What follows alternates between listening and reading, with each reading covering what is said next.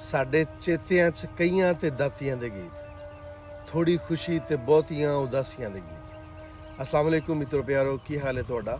ਮੈਂ ਤੁਹਾਡਾ ਮਿੱਤਰ, ਤੁਹਾਡਾ ਮੇਲੀ, ਤੁਹਾਡਾ ਬੇਲੀ, ਤੁਹਾਡਾ ਸਭ ਦਾ ਸਾਂਝਾ ਆਬਜ਼ ਜਾ ਤੁਹਾਡੇ ਨਾਲ, ਤੇ ਤੁਸੀਂ ਸਾਡੇ ਨਾਲ ਜੁੜੇ ਹੋਏ ਹੋ ਵੇਖ ਪੰਜਾਬ ਟੀਵੀ ਦੇ ਰਾਹੀਂ।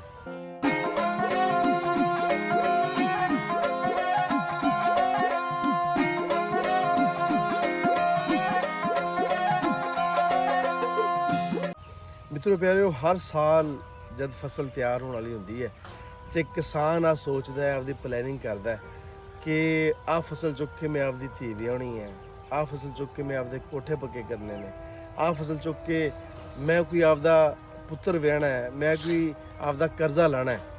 पर हर फसल जो तैयार होने वाली होंदी है उन्होंने कोई ना कोई औकड़ सामने आ जाती है।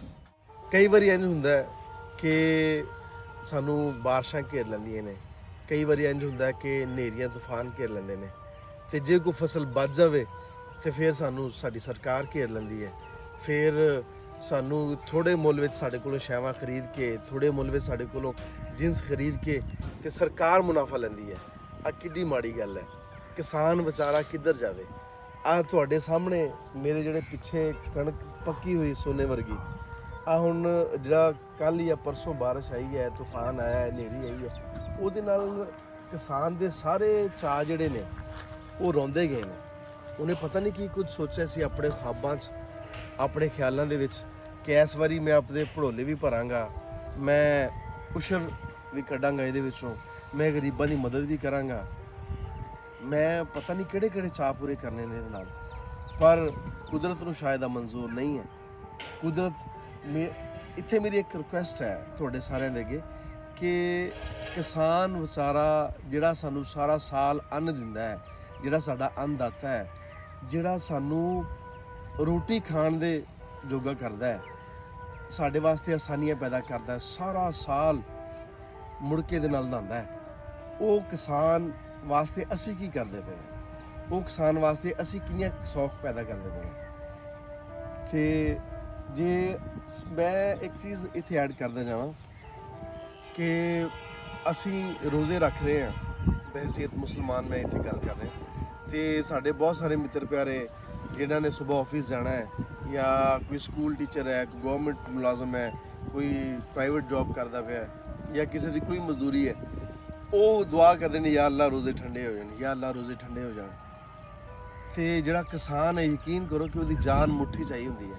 ਜਦੋਂ ਫਸਲ ਇਸ ਵੇਲੇ ਤੇ ਪਹੁੰਚੀ ਹੁੰਦੀ ਹੈ ਨਾ, ਉਦੋਂ ਕਿਸਾਨ ਬਹੁਤ ਦੁਆਵਾਂ ਕਰ ਰਿਹਾ ਹੁੰਦਾ ਰੱਬ ਕੋਲੋਂ ਮਾਫੀਆਂ ਮੰਗ ਰਿਹਾ ਹੁੰਦਾ ਆਪਦੇ ਗੁਨਾਹਾਂ ਦੀਆਂ ਕਿ ਯਾ ਅੱਲਾ ਮੇਰੀ ਫਸਲ ਨੂੰ, ਕਿਉਂਕਿ ਇਹਨੂੰ ਉਹਨੇ ਪੁੱਤਰਾਂ ਤਰ੍ਹਾਂ ਪਾਲਿਆ ਹੁੰਦਾ, ਤੇ ਪੁੱਤਰ ਜਦ ਜਵਾਨ ਹੋਵੇ ਤੇ ਖੁਦਾ ਨਾ ਖਾਸਤਾ ਕੋਈ ਨਾਗਹਾਨੀ ਆਫਤ ਆ ਜਾਵੇ ਤੇ ਉਹ ਕਿਸਾਨ ਦੇ ਉੱਤੇ ਕੀ ਬੀਤੇਗੀ।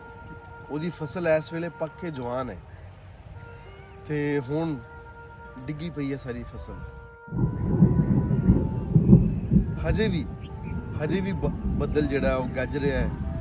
ਰੱਬ ਸਾਨੂੰ ਪਤਾ ਨਹੀਂ ਕਿਹੜੇ ਗੁਨਾਹਾਂ ਦੀ ਸਜ਼ਾ ਹੈ। ਯਕੀਨਨ ਅਸੀਂ ਬਹੁਤ ਗੁਨਾਹਗਾਰ ਹਾਂ, ਲੇਕਿਨ ਅਸੀਂ ਰਲ ਕੇ ਰੱਬ ਕੋਲੋਂ ਮਾਫੀ ਮੰਗੀਏ ਕਿ ਯਾ ਬਾਰੀ ਤਾਲਾ ਸਾਡੇ ਤੇ ਰਹਿਮ ਕਰ, ਸਾਡੇ ਕਿਸਾਨ ਤੇ ਰਹਿਮ ਕਰ। ਯਕੀਨ ਕਰੋ, ਜੇ ਕਿਸਾਨ ਹੁਣ ਡੁੱਬ ਗਿਆ ਨਾ, ਜੇ ਕਿਸਾਨ ਦੀ ਫਸਲ ਇੰਨੀ ਜੋਗੀ ਨਾ ਹੋਈ ਤੇ ਫਿਰ ਸਾਡੇ ਵਾਸਤੇ ਬਹੁਤ ਮੁਸ਼ਕਿਲ ਆਣੀ ਹੈ। ਅਸੀਂ ਸਾਰਾ ਸਾਲ ਮੰਗ ਪਿੰਨ ਕੇ ਗੁਜ਼ਾਰਨਾ ਹੈ। ਪਿਛਲਾ ਜਿਹੜਾ ਸਾਲ ਹੈ ਤੁਹਾਨੂੰ ਪਤਾ ਕਿੰਨਾ ਔਖਾ ਗੁਜ਼ਾਰਿਆ ਸੀ।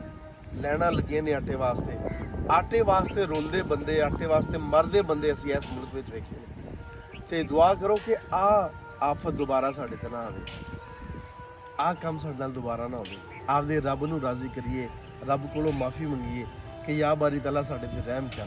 ਤੇ ਜਿਹੜੇ ਸਕੂਲਾਂ ਕਾਲਜਾਂ ਵਾਲੇ ਜਾਂ ਗਵਰਨਮੈਂਟ ਜੌਬਸ ਵਾਲੇ ਇੰਜੋਏ ਕਰਦੇ ਨੇ ਬਾਰਿਸ਼ ਨੂੰ, ਜਾਂ ਕਹਿੰਦੇ ਨੇ ਲੌਂਗ ਡਰਾਈਵ 'ਤੇ ਚਲੀਏ, ਬਾਰਿਸ਼ ਹੋ ਰਹੀ ਹੈ, ਬਹੁਤ ਸੋਹਣਾ ਮੌਸਮ ਹੈ, ਮੇਰੀ ਉਹਨਾਂ ਕੀ ਵੀ ਹੱਥ ਜੋੜ ਕੇ ਕਿ ਕਿਸਾਨ ਦਾ ਹਾਲ ਵੇਖ ਲਓ, ਕਿਸਾਨ ਵਾਸਤੇ ਦੁਆ ਕਰੋ। ਰੱਬ ਕੋਲੋਂ ਕੋਈ ਨਹੀਂ, ਅਸੀਂ ਗਰਮੀ ਦੇ ਰੋਜ਼ੇ ਰੱਖ ਲਾਂਗੇ, ਕੋਈ ਨਹੀਂ, ਅਸੀਂ ਧੁੱਪਾਂ ਦੇ ਵਿੱਚ ਗੁਜ਼ਾਰਾ ਕਰ ਲਾਂਗੇ, ਅਸੀਂ ਸਹਿਰੀ ਵੇਲੇ ਕੋਈ 2 ਗਲਾਸ ਵੱਧ ਪੀ ਲਾਂਗੇ ਤਾਂ ਜੇ ਸਾਨੂੰ ਪਿਆਸ ਨਾ ਲੱਗੇ, ਅਸੀਂ ਉਹਦਾ ਕੋਈ ਹੋਰ ਚਾਰਾ ਕਰ ਲਾਂਗੇ, ਪਰ ਅਸੀਂ ਬਾਰਿਸ਼ ਦੀ ਦੁਆ ਨਾ ਕਰੀਏ। ਇਸ ਵੇਲੇ ਕਮ ਸੇ ਕਮ ਅਸੀਂ ਬਾਰਿਸ਼ ਦੀ ਦੁਆ ਨਾ ਕਰੀਏ। ਅਸੀਂ ਕਿਸੇ ਕਿਸਾਨ ਨਾਲ ਗੱਲ ਕਰਕੇ ਵੇਖਦੇ ਹਾਂ ਕਿ ਉਹਦੇ ਇਸ ਸਾਰੇ ਮਾਮਲੇ ਦੇ ਵਿੱਚ ਕੀ ਵਿਚਾਰ ਨੇ, ਉਹ ਵਿਚਾਰਾ ਕੀ ਸੋਚਦਾ ਹੈ ਤੇ ਉਹਦੀ ਇਸ ਵੇਲੇ ਕੀ ਹਾਲਤ ਹੈ।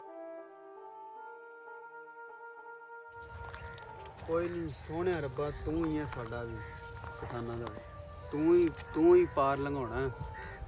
ਤੇ ਤੂੰ ਤਾਂ ਸੋਹਣਿਆ ਪਾਰ ਲੰਘਾ ਦੇਂਗਾ, ਭਲਾ ਆੜਤੀ ਪਾਰ ਨਹੀਂ ਲੰਘਾਉਂਦੇ। ਤੂੰ ਤਾਂ ਫਿਰ ਵੀ ਪਾਰ ਲੰਘਾ ਦੇਂਗਾ।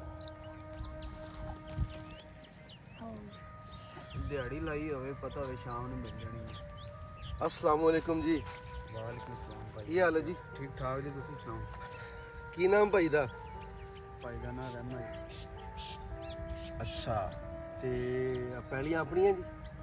ਨਹੀਂ ਜੀ, ਸੀਰੀ ਤੇ ਨਹੀਂ, ਕਣਕ ਤੁਸੀਂ ਵੀ ਕਣਕ ਹਾਂਜੀ ਅਸੀਂ ਵੀ ਜੀ।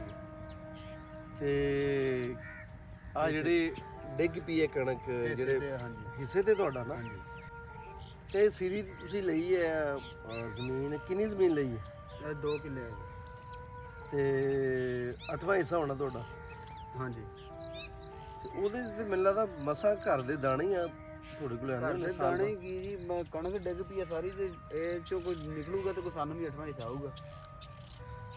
ਆਹ ਤੇ ਰੱਬ ਦੀ ਰਜ਼ਾ ਹੈ। ਤੇ ਇਹਦਾ ਹੁਣ ਜਿਹੜੀ ਡਿੱਗ ਪਈ ਇਹਦਾ ਕੀ ਉਪਾਅ ਕਰੋਗੇ ਤੁਸੀਂ? ਇਹਦਾ ਕੀ ਹੱਲ ਹੈ? ਇਹਦਾ ਹੁਣ ਕੋਈ ਵੀ ਨਹੀਂ, ਇੱਥੇ ਹੀ ਇਹਨੇ ਇੱਥੇ ਹੀ ਪਕਣਾ ਵਾ। ਤੇ ਡਿੱਗੀ ਕਣਕ ਦੀ ਜਿਹੜੀ ਹੈ ਨਾ, ਉਹ ਝਾੜ ਘਟਾ ਜਾਂਦੀ ਆ ਆਪਣਾ।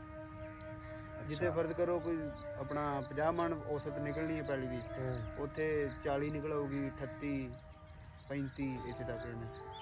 ਤੇ ਫਿਰ ਰੇਟ ਵੀ ਘੱਟ ਲੱਗਦਾ ਹੋਣਾ ਡਿੱਗੀ ਕਣਕ ਦਾ? ਹਾਂਜੀ, ਬਸ ਉਹ ਇਹਨਾਂ ਵਿੱਚ ਮਿੱਟੀ ਮੁੱਟੀ ਰਲ ਜਾਂਦੀ ਆ, ਫਿਰ ਹੋਰ 100 ਮਾਮਲਾਤ ਹੋ ਜਾਂਦੇ ਆ। ਦਾਣਾ ਵੀ ਛੋਟਾ ਰਹਿ ਦਾਣਾ ਜਾਂਦਾ। ਫਿਰ ਉਹ ਲੋਕੀ ਫਿਰ ਉਹ ਆੜਤੀ ਚੈੱਕ ਕਰਕੇ ਲੈਂਦੇ ਆ ਨਾ। ਫਿਰ ਮਾੜਾ ਕਿਸਾਨ ਮਜ਼ਦੂਰ ਜਿਹੜਾ ਉਹ ਘਰ ਵੀ ਨਹੀਂ ਰੱਖ ਸਕਦਾ ਇੰਨੀ ਕਣਕ, ਤੇ ਉਹਦੀ ਮਜਬੂਰੀ ਹੈ ਆੜਤ ਤੇ ਲੈ ਕੇ ਜਾਣੀ। ਨਹੀਂ ਤੇ ਘਰ ਤੋਂ ਫਿਰ ਵੀ ਰੇਟ ਚੰਗਾ ਲੱਗ ਜਾਂਦਾ ਵਾ, ਆੜਤੀ ਕੱਖ ਨਹੀਂ ਦਿੰਦੇ। ਹੋਏ ਹੋਏ, ਆਹ ਅਲਮੀਆ ਜਿਹੜਾ ਨਾ ਆ ਬਹੁਤ ਪੁਰਾਣਾ ਹੈ। ਅਸਲ 'ਚ ਮੈਂ ਸਮਝਦਾ ਕਿ ਕਿਸਾਨ ਜਿਹੜਾ ਹੈ ਉਹ ਪਹਿਲੇ ਕਰਜ਼ਾ ਲੈ ਲੈਂਦਾ ਆੜਤੀਆਂ ਕੋਲੋਂ, ਹਾਂਜੀ। ਉਹ ਫਿਰ ਆਪਦੀ ਮਰਜ਼ੀ ਨਾਲ ਰੇਟ ਲੈਂਦੇ ਨੇ। ਜੇ ਗਵਰਨਮੈਂਟ ਨੇ ਰੇਟ ਕੱਢਿਆ ਨਾ 4000, ਤੇ ਮੇਰਾ ਨਹੀਂ ਖਿਆਲ ਕਿ 4000 ਤੁਹਾਡੇ ਕੋਲ ਲਏਗਾ, ਉਹ 3500 ਤੁਹਾਡੇ ਕੋਲ ਲਏਗਾ। ਉਹ ਇਦਾਂ ਨਾ, ਉਹਨਾਂ ਕੋਲ ਖਾਦਾਂ ਸਪਰੇਆਂ ਲੈ ਕੇ 6 ਮਹੀਨੇ ਕੀਤੀ ਹੁੰਦੀ ਆ ਫਸਲ ਨੂੰ, ਤੇ ਪਹਿਲਾਂ ਤਾਂ ਖਾਦਾਂ ਸਪਰੇਆਂ ਜਿਹੜੀਆਂ ਉਹ ਮਹਿੰਗੇ ਪਾ ਲੈਣੀਆਂ ਉਹਨਾਂ ਕੋਲੋਂ, ਤੇ ਧਾਰ ਧੂਰ ਲੈ ਆਉਣੀਆਂ। ਮਾੜੇ ਬੰਦੇ ਕੋਲ ਪੈਸੇ ਨਹੀਂ ਨਾ ਜੁੜਦੇ ਨੇ, ਤੇ ਮੁੜ ਕੇ ਫਿਰ ਜਦੋਂ ਫਸਲ ਪੱਕਣੀ ਆ ਫਿਰ ਰੇਟ ਉਹਨਾਂ ਦੀ ਮਰਜ਼ੀ ਦਾ ਹੁੰਦਾ।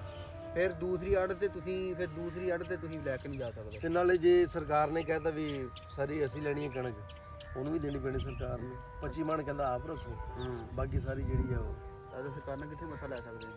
ਤੇ ਸਰਕਾਰ ਨੇ ਸਾਡੇ ਕੋਲ ਲੈ ਲੈਣੀ ਹੈ। ਫਰਜ਼ ਕਰੋ ਜੇ ਕੋਈ 2500 ਨੂੰ ਇੱਥੇ ਲੈ ਲੂਗੀ, ਆਪ ਇਹਨੇ ਵੇਚਣੀ ਹੈ ਮੁੜ ਕੇ 6000 ਨੂੰ 5000 ਨੂੰ। ਤੇ ਮਤਲਬ ਕਰ ਲੋ ਕਿ ਚਾਰੋਂ ਪਾਸੇ ਕਿਸਾਨ ਨੂੰ ਘਾਟਾ ਹੀ ਹੈ, ਕਿਸਾਨ ਹਰ ਪਾਸੇ ਘਾਟਾ ਹੀ ਹੈ ਕਿਸਾਨ। ਤੇ ਅਸੀਂ ਤੇ ਤੁਹਾਡੀ ਬੜੀ ਕਦਰ ਕਰਦੇ ਆ ਕਿ ਤੁਸੀਂ ਸਾਡੇ ਵਾਸਤੇ ਸਾਰਾ ਸਾਲ ਮਿਹਨਤ ਕਰਦੇ ਆ। ਸਾਡੇ ਵਾਸਤੇ ਤੁਸੀਂ ਨਾ ਧੁੱਪ ਵੇਖਦੇ, ਨਾ ਛਾਂ, ਨਾ ਮੀਂਹ, ਨਾ ਹਨੇਰੀ, ਹਰ ਮੌਸਮ ਦੇ ਵਿੱਚ ਤੁਸੀਂ ਸਾਡੇ ਵਾਸਤੇ ਮਿੱਟੀ ਦੇ ਨਾਲ ਮਿੱਟੀ ਹੋਏ ਰਹਿੰਦੇ ਹੋ। ਤੇ ਅਸੀਂ ਤੁਹਾਡੇ ਬੜੇ ਅਹਿਸਾਨਮੰਦ ਆ।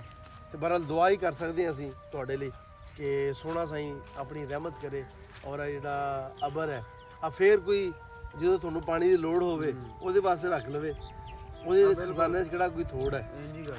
ਬਾਕੀ ਜਿਹੜੀ ਆੜਤੀਆਂ ਵਾਲੀ ਗੱਲ ਹੈ, ਆ ਮੇਰੀ ਰਜ਼ੋਈ ਆੜਤੀਆਂ ਅੱਗੇ ਵੀ ਕਿ ਖੁਦਾ ਦਾ ਵਾਸਤਾ ਹੈ, ਸਾਰਾ ਕੁਝ ਇੱਥੇ ਹੀ ਰਹਿ ਜਾਣਾ ਹੈ, ਕੋਈ ਸ਼ੈ ਨਾਲ ਨਹੀਂ ਲੱਗੇ ਜਾਣੀ। ਤੇ ਜਿਹੜਾ ਕਿਸੇ ਦੀ ਮਜਬੂਰੀ ਤੋਂ ਨਜਾਇਜ਼ ਫਾਇਦਾ ਉਠਾਉਣਾ ਹੈ ਨਾ, ਆ ਰੱਬ ਨੂੰ ਬਹੁਤ ਨਾਪਸੰਦ ਹੈ। ਤੇ ਰੱਬ ਨਾ ਬਣੋ ਤੇ ਕਿਸਾਨਾਂ ਦੇ ਨਾਲ ਏਡਾ ਵੱਡਾ ਧਰੋ ਨਾ ਕਰੋ। ਤੇ ਸਰਕਾਰ ਦੇ ਅੱਗੇ ਵੀ ਮੇਰੀ ਰਜ਼ੋਈ ਹੈ ਕਿ ਕਿਸਾਨਾਂ ਦਾ ਖਿਆਲ ਰੱਖਣ। ਸਾਡੇ ਪੰਜਾਬ ਦੀ 70% ਜਿਹੜੀ ਹੈ ਨਾ ਆਬਾਦੀ, ਉਹ ਕਿਸਾਨਾਂ ਦੇ ਨਾਲ, ਉਹ ਜ਼ਰਈ ਦੇ ਨਾਲ। ਮੈਂ ਕਹਿੰਦਾ ਵਾ ਸਾਰਿਆਂ ਤੋਂ ਬਹੁਤਾ ਚਾਅ ਸਾਨੂੰ ਇਸ ਫਸਲ ਦਾ ਹੁੰਦਾ ਕਿ ਭੜੋਲੇ ਭਰਨੇ ਨੇ ਇਹਦੇ ਨਾਲ। ਤੇ ਸਾਰਾ ਸਾਲ ਜਿਹੜਾ ਨਹੀਂ, ਮਤਲਬ ਸਾਲ ਦੀਆਂ ਰੋਟੀਆਂ ਕਹਿ ਲਓ ਕਿ ਜਿਹੜੇ ਆ। ਤੇ ਬਾਕੀ ਇਹ ਹੈ ਕਿ 100 ਦੁੱਖ ਨੇ ਕਿਸਾਨ ਨੂੰ। ਪਹਿਲੋਂ ਗੱਲ ਤੇ ਇਹ ਕਿ ਮੀਂਹ ਹਨੇਰੀ ਡਰਾਈ ਰੱਖਦੀ ਆ। ਜਿੰਨੀ ਦੇਰ ਤੱਕ ਵਿਸਾਖ ਦਾ ਮਹੀਨਾ ਨਹੀਂ ਨਾ ਆਉਣਾ, ਕਣਕਾਂ ਪੱਕ ਕੇ ਆਪਣੇ ਜੋਬਨ ਤੇ ਨਹੀਂ ਆਉਣੀਆਂ।